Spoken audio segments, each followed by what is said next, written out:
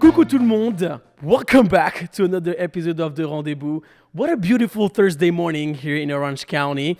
Today we have the pleasure to host the most French-American woman probably on social media. So please everyone welcome Leanne Ansar. C'est gentil, merci. Hi, coucou. Ça va Leanne? How are you doing today? Ça va hyper bien. Oh, sorry, I am speaking French. It's really nice, just really hot. It's a beautiful Thursday afternoon here in Paris. We're not all in Orange County. Yeah. We shot it right after the 3 days of heat waves. It's better today, but yeah, for those who don't know, we're both in Paris, and Alex is. We left Alex on the other side of the world. T'inquiète, c'est pas grave. On t'en veut pas. Well, but again, Leanne, thank you so much for coming on today's episode. We have a ton of stuff to say, but I'm going to start by giving the audience a little bit of background on like where you're from and everything. Well, actually, can you tell us like who is Leanne Ansar? You'll give us your background, okay? How about that? Okay, here we go. My name is Leanne. I was born in Tours. And then around the age of 6 years old, my mother said, we're going to go start a whole new life. So she brought my brother and I to Pittsburgh, Pennsylvania, with 7 suitcases. And we didn't know one word of English. So everyone that was trying to talk to me sounded like aliens. So I kind of went back and forth my whole life. So I was with my grandparents in France in the summers and winters, and then in the US during the school year. Interesting. So did you grow up speaking French? The first 6 years. For the first 6 years at least, and at least for the first 2. Like there was I was kind of in the middle of nowhere in the US, so in the woods. So the school didn't have any French speakers or French as a second language. So they actually had to create a program to teach us English at school for my brother and I. We were like the first immigrants. That's amazing, actually. So that's crazy. So you learned speaking French, and then until the age of 6, you moved to the United States, and you've kind of like had to like learn English. Was it hard for you at 6 to learn English while your first language was French? Definitely. I remember being in my first grade class and them telling us how to spell things and stuff. I had no idea what I was supposed to do, and I just was writing numbers down whenever I was supposed to write like cat and dog, and it was... English is hard at first, especially from someone who doesn't understand. No. Well, from like a native speaker that doesn't understand your language, like it's hard for them to teach you. But something that's interesting too, you say you're Franco-American, so you're both French and American. Yes. But as you said, you were born in Tours and spoke only French for the first 6 years. Yes. So how come are you Franco-American? Can you tell us a little bit the story of like how the American part came in?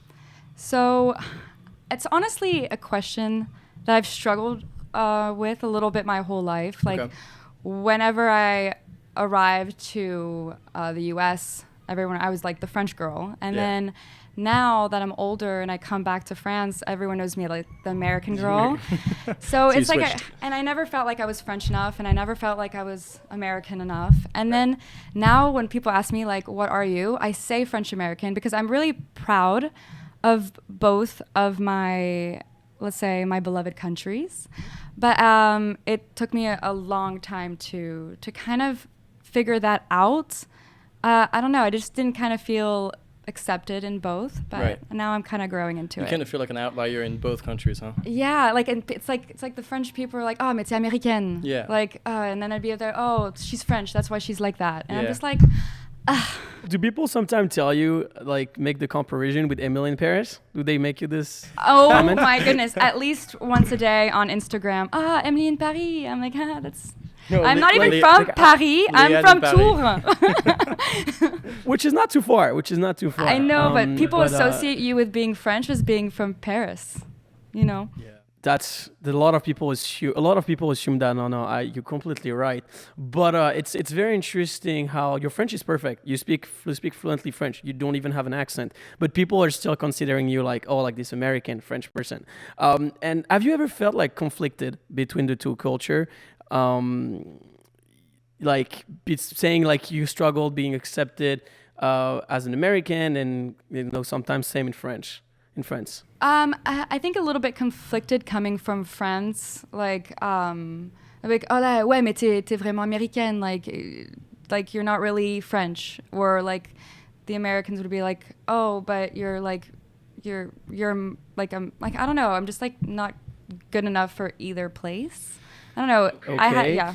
Well, you're good enough for us. Don't even worry about it. So, who was the first American in your family, and who was the first French person? Because I bet like this started somewhere. Yes. So, how am I French American? Here it is.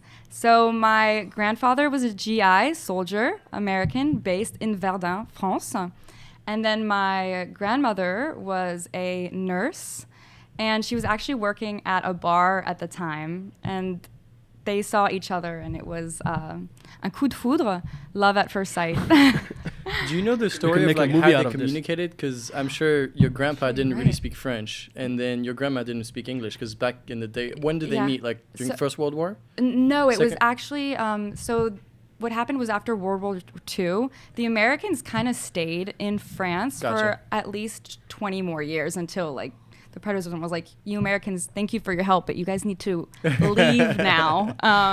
So I think it was in, I don't want to be wrong, 40s, but 50s? like 60s, 70s. Oh, wow, okay. Yeah, it was like after World War II, they stayed there until a specific time. But even then, like, Americans didn't speak French, and French didn't speak American, or like English. I think my grandfather actually learned French. Okay, like, cool. He's so funny. Like, he's always like, comment ça va? Bonjour. Like, je m'appelle Bob. like, because his name is Bob. Like, Bob and Faith are my American grandparents, and my French grandparents are Jacques and Marie Antoinette.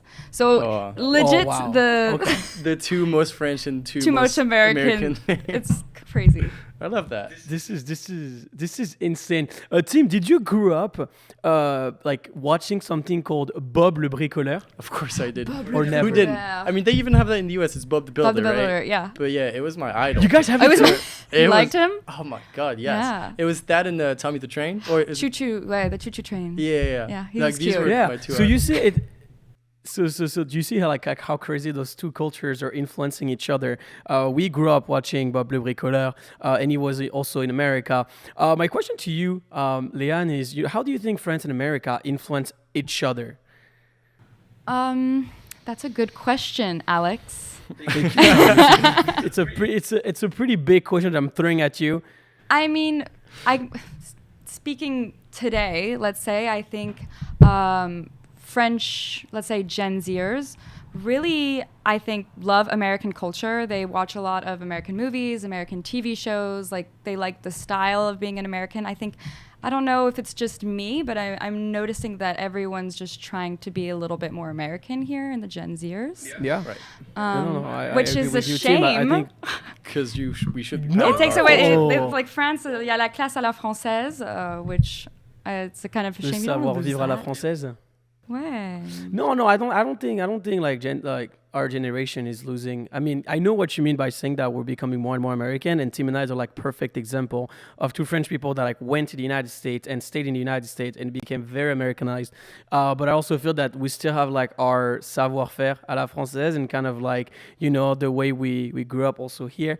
But it's kind of like towards art, like the artisanship, artisanal that the French have. Artisanal, yeah. I feel like, of course, there's a lot here in France, but I think they're even trying to leave that a little bit more to do everything quicker, faster, because everyone needs everything like really quickly. You know what I mean? Like I don't know. I feel like they're losing some of their French culture. Well, and this is kind of part of like la mondialisation. Yeah. That's the way I think we say it in French. I'm not sure how we say it in English. I'll make sure to put a translation. But globalization, I think. Yeah, the globalization, exactly. And I'm a business major in college, and I don't even know how to say it. It's crazy. Anyway, so I don't think it's like us becoming more American. It's just the world itself is becoming faster and quicker, and just like the way American are. But what about, I would say, like it's a good thing, I think, because a lot of people, especially old people, they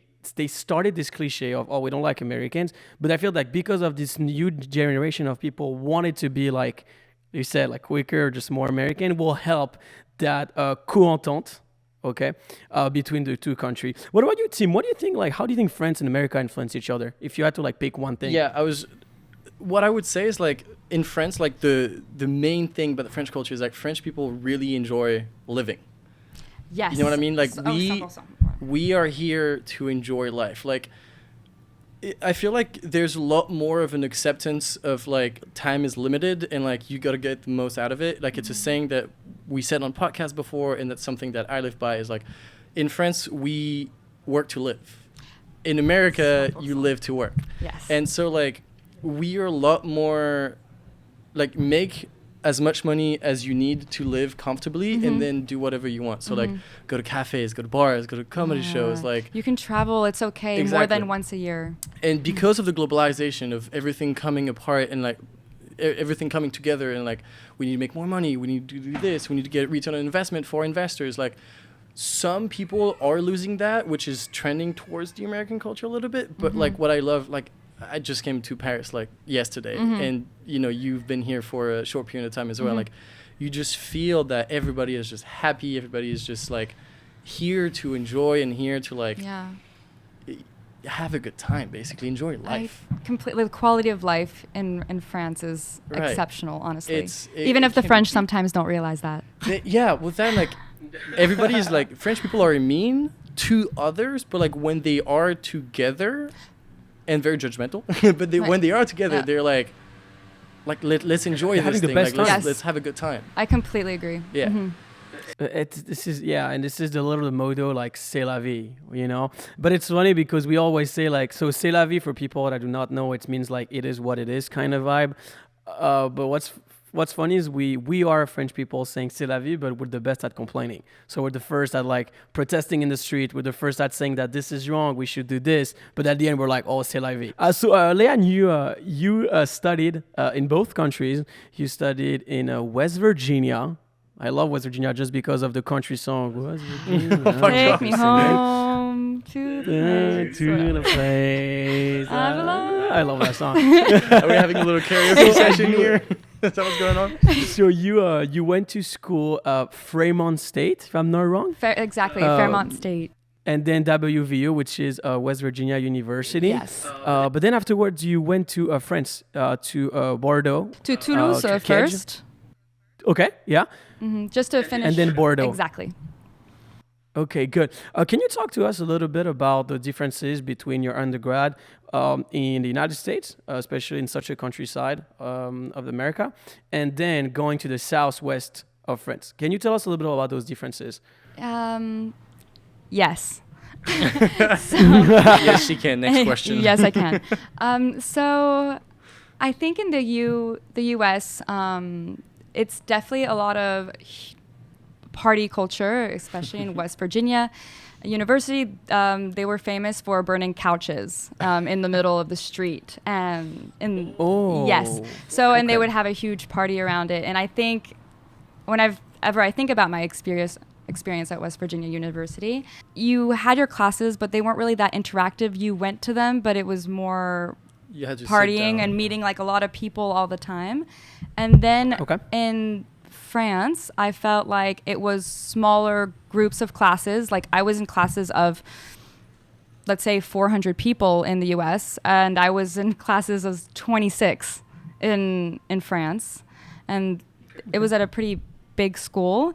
And I felt like the relationships that I built in the French school was a lot like closer. Like the French people wanted to build real relationships. Yeah, for sure. It wasn't surfaced, whereas in the U.S. it was all like, let's party, it's great, and then you'll see them next time, and it's fine and it's cool. But here I built like real friends, and the classes were a lot more interactive.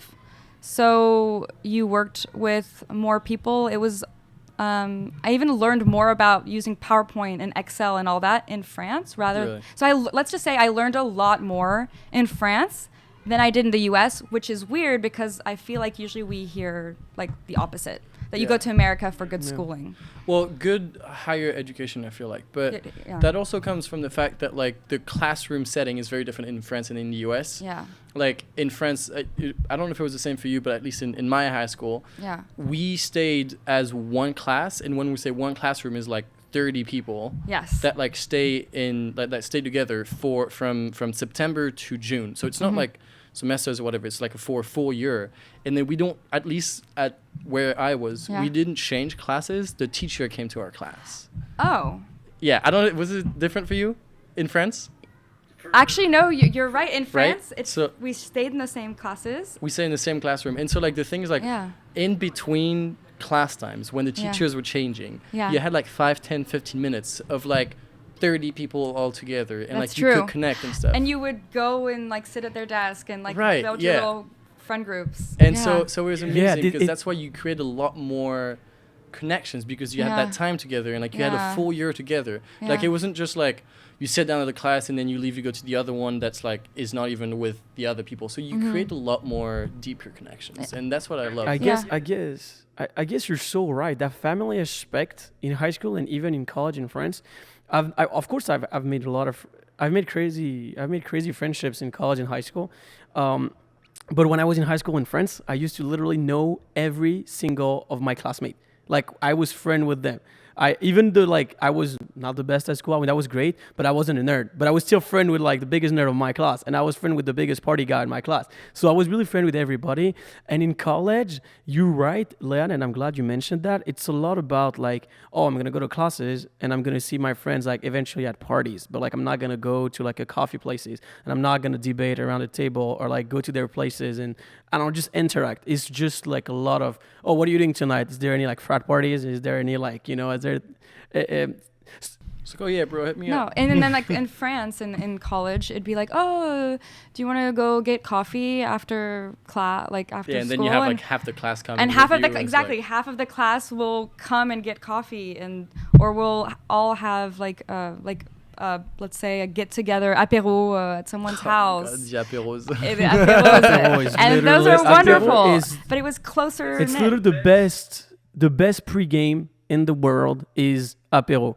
A little bit of charcuterie, not charcuterie, and fromage, a little bit of wine, champagne if you're trying to get fancy. This is literally the best. But Leanne, I stalked you a little bit on LinkedIn, and I saw that you worked a little bit in Greek life, if I'm not wrong. Yes. Can you explain us a little bit about what is a Greek life and what do they do here?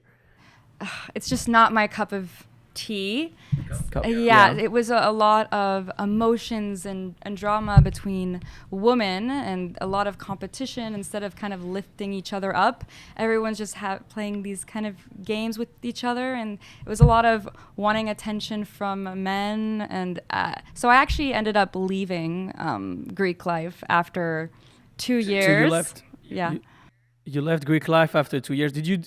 Were you part of a sorority at WVU, or were you part at Fairmont State?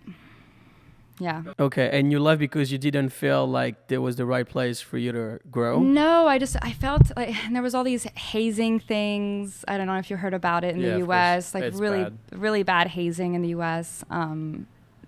It was just, I don't know, it was just really bad. Lots of drinking and bad decisions. So I decided to leave it, and it was good for me. In France, we pregame as the apéro is like we get a glass of wine or whatever. Yes. And in the US, the pregame is like, how many bottles can you chug? Exactly. No, that's it. It's like, and it's just like vodka, lots of it. Yeah. Too much vodka. How is Greek like too much vodka? The interesting part is we do not have like Greek life in France. So if you're going to France for college, you will have like association and clubs that are kind of like the same vibe, but it's nothing like you're gonna stay in a house with only girls and like go parties with the other sororities in France. I think it really depends on. I was in the sorority at Fairmont State, but now I just remembered I was in a fraternity in West Virginia University, which was a business honors fraternity. And I really did have a good experience there. It was more philanthropy, more helping each other out with our business classes. So it's networking. It was like a huge networking thing. That was great. That was great. Cool. Yeah. I guess and I'll close the topic on that. It all depends on like the school, the state you are in, the sorority you're in. Because I know, for example, my girlfriend, she was at a sorority, and she went there for 3 years, and she had the best time ever. She made really great friends, and she never felt like really that toxic vibe. So I guess it really depends. But I heard your version, Leanne, and that's the one I used to have before meeting my girlfriend. And so I guess it really depends. We don't have Greek life in France, but we have les soirées médecine.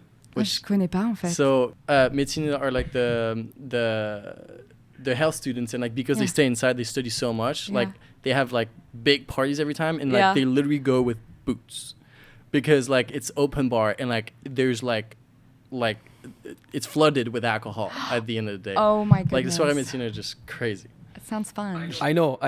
Soirée médecine, they inject in their body stuff to get rid of the alcohol. Yeah, afterwards. that's crazy. Oh, because they're so smart, they have to.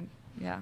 Yeah, so they can get rid of the alcohol in their blood by injecting stuff. I don't know how they call that, but they're very crazy because they obviously have a very intense like life going through medicine school that they just go at it when they party. So growing back between the French and American culture, and also especially between the two countries, you ended up deciding to become like a social media influencer after obviously working for years in different companies. And you decided to promote a little bit more of your French side than your American side on social media. Why is that?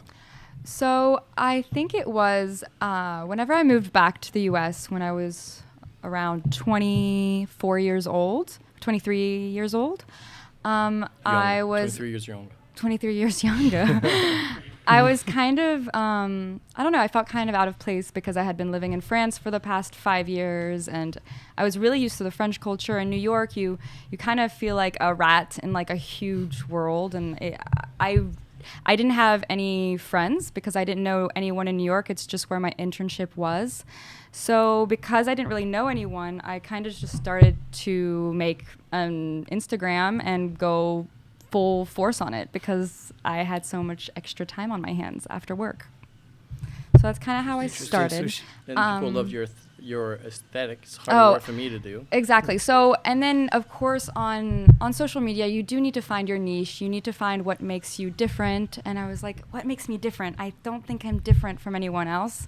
But I was like, wait, I am French-American though. And so I kind of wanted to bring that French romantic lifestyle aesthetic that you have in Paris, like the French girls and everything. It's like the dream, the Parisian dream. Everyone, it's very romanticized. Well, I kind of wanted to bring that over to New York. And New York at that time was very street style, very hipsters in Brooklyn. And I came in like wearing my dresses with my heels, but that's just me. I don't think it's because I'm French.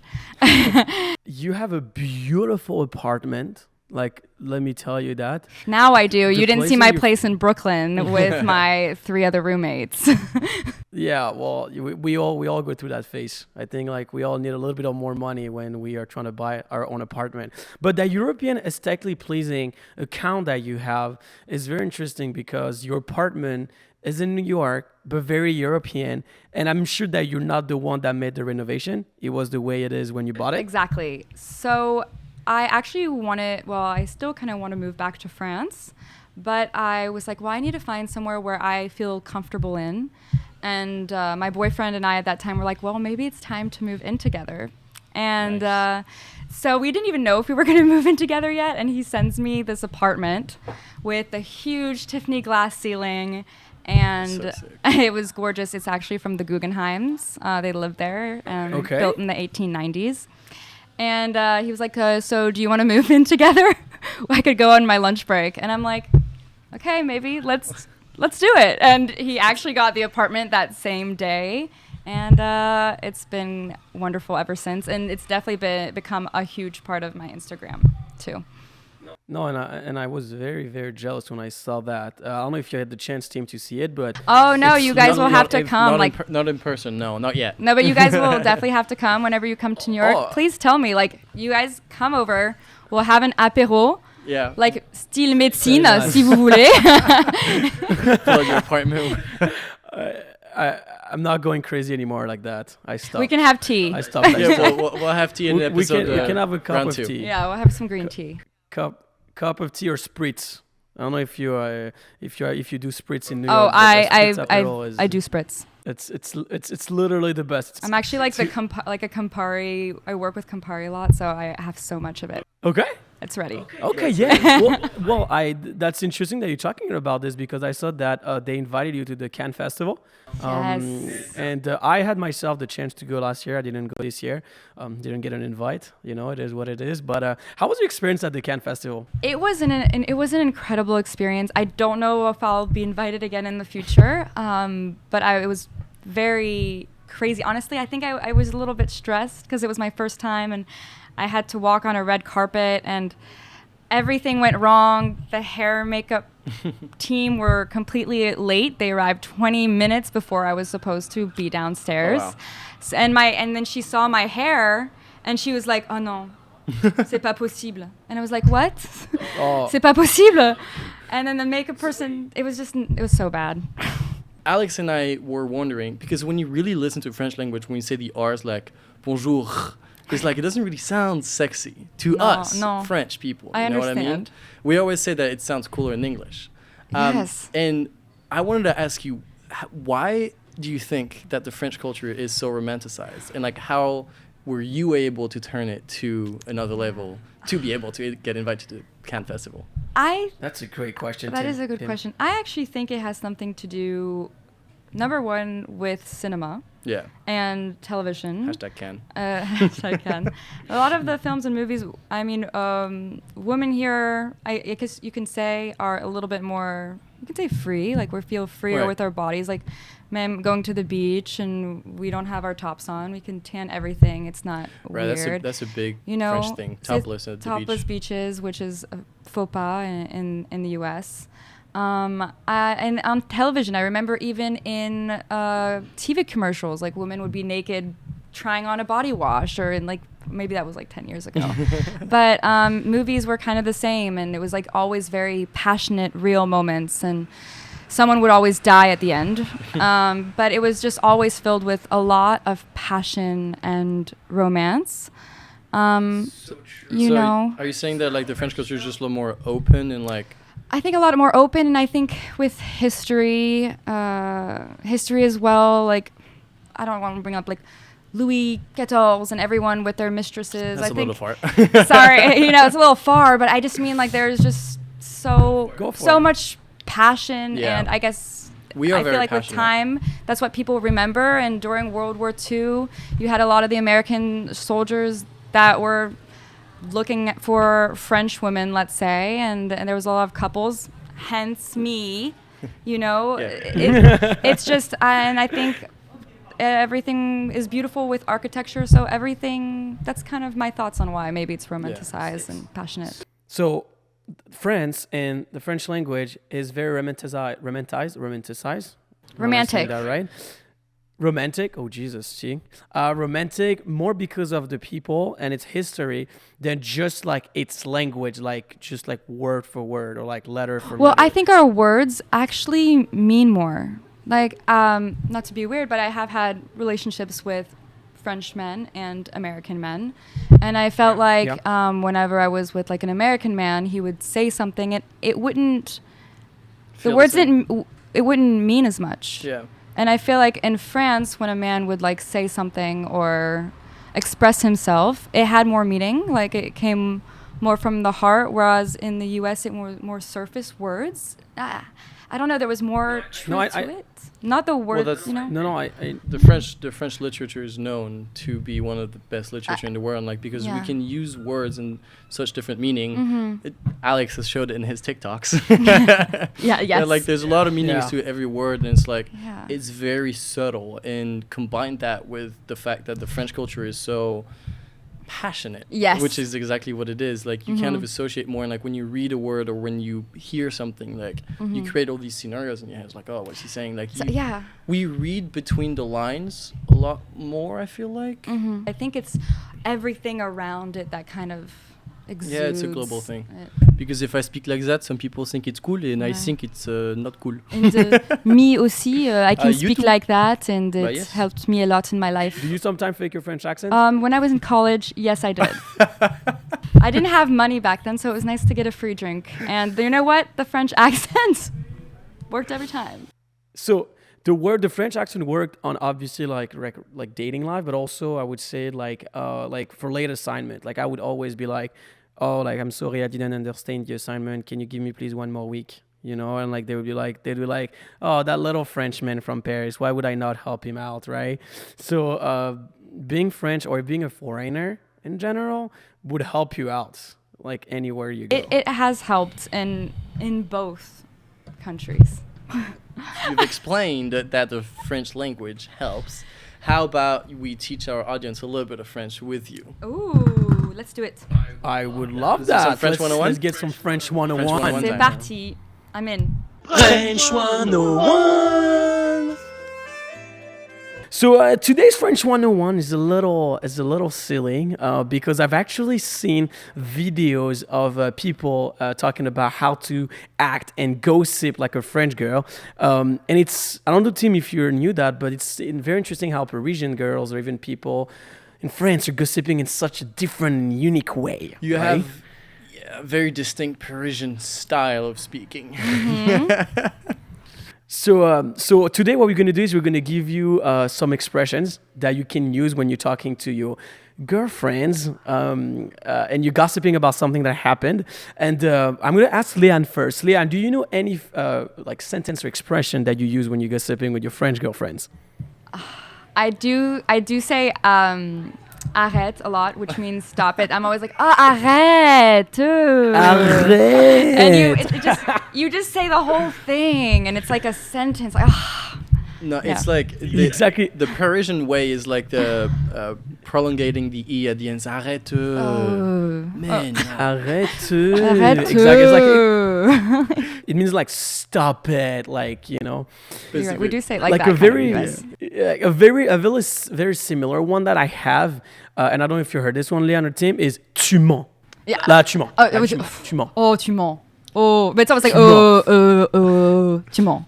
You gotta be exaggerating it. Like it's saying in French, it means like in English, it means like you're lying. Yeah. Mm-hmm. I don't know if for we real? use this like Yeah, this that's a good expression. one, yeah, that's Like, a good oh yeah, for real, Tim. How would you say like for real in French? No, jure. Yeah. It's like Jure. it's like it's one word, but it's like Jure. But it like takes your whole body like, It's like- jure. you said French. We're passionate. We're passionate when we speak as well. Yes. And jure means if you're doing the literal translation, it means like swear. Yeah. Like Yeah, swear. swear. Like Yeah. swear to God. Yeah. So these are this is what you're gonna say if someone is telling you a story that is crazy or you can't even believe it. But there's so many different things. For example, like Leanne, do you know the French way of saying "speaking of the devil"? En parlant du loup. C'est ça. En parlant du loup. En parlant du loup. I you haven't use really it sometimes, that Tim? one. Yeah, I use that, but like to go back to your point, it's kind of funny because like French expressions or like French slang regarding gossip changes all the time. Like there's always new expressions. Like I come back once or twice a year, and every time I come back, like my friends like tell me stuff, and I'm like, what does that mean? Yeah. It like so I did a road trip with a friend of mine 3 weeks ago or something, and he kept on saying la chop. I was like, La chop, what is oh. la chop? And apparently it's like Is it like the car? It's a new word for saying the car. La chop. Yeah. Oh, like a chopper? Like I don't know. Like I don't know Like- where it comes from, but like he was saying like, oh, let's go. On va dans la chop. Et genre, it's like let's go to the car. And it's like Chop. so before you were calling the car la Yeah. voiture, and maintenant after it was like la gova, and Oui. after it was like. I'm like, La where does that come chop. from? And so like in 2 years it might be a different word, It's but getting yeah, shorter so I and get shorter. it. It's getting shorter and shorter, but like, it Yeah. keeps on changing. It's so funny. I don't even know where it comes from. Me neither. Yeah. Just let's tell the French. Just stick with voiture. Don't make the French language harder than it is. I do like the one for I am shocked. You know what? Je suis choqué.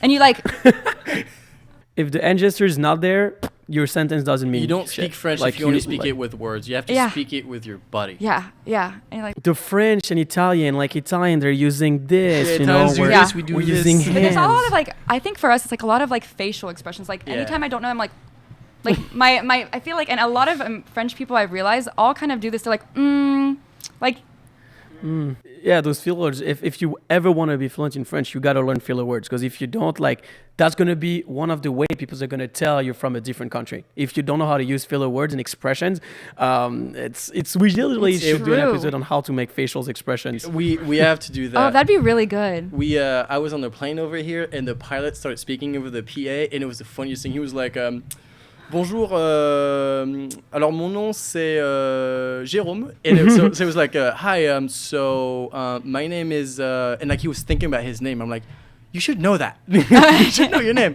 But like, the French is not complete without filler words. So yes, we'll definitely do an episode on filler words. Yeah. Count on us. But let's do two more. I'll say one, and Leanne, I'll leave you the last one. I like the one that is just saying. You know when you're saying like just saying, like je dis ça, je dis rien. Je dis ça, je dis rien. Ouais. You want to try to say it? Je dis ça, mais je dis rien. Hein. Like, Moi, je dis je dis ça, je dis rien. But it, like all kind of mashes together. It's like when you're very Je dis ça. confident of what you're saying, and it's like. It's like I'm just putting it out there, but you do whatever you want with it. I warned you, you know. So je dis ça means I say that, and je dis rien means I say nothing. So it's saying like I say that, I say nothing. So to close to the French 101, Leanne, which one you want to add? Let's go with a je te l'avais dit. Je te l'avais dit.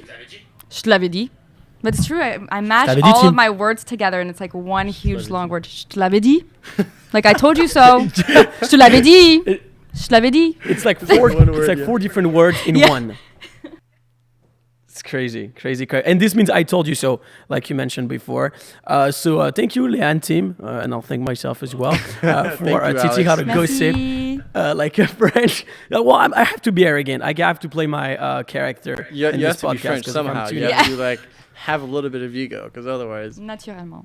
There you go. Say less. Any last words for us, Leanne? Is there anything else you want to add? But thank you so much for inviting me here today. This Thank you was for a being great here. kind of last minute, like when in Paris situation. Yeah.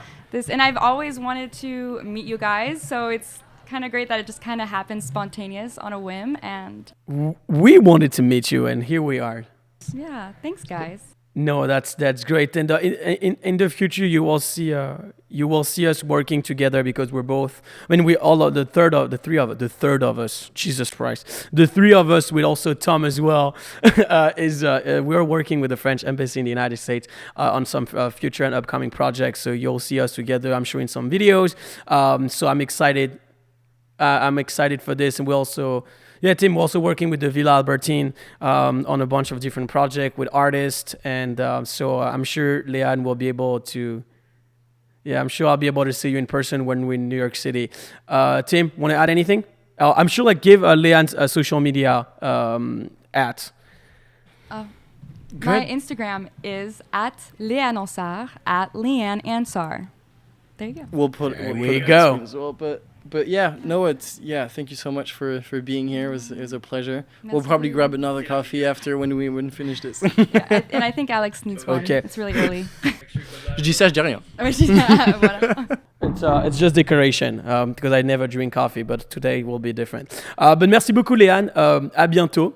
And thank you for watching, guys. If you have any comments or anything, make sure you commenting down below. Also subscribe for a future episode. Rendez-Vous podcast every Thursday morning. Thank you, guys. À bientôt. Au revoir. Ciao, ciao. Bisous, bisous.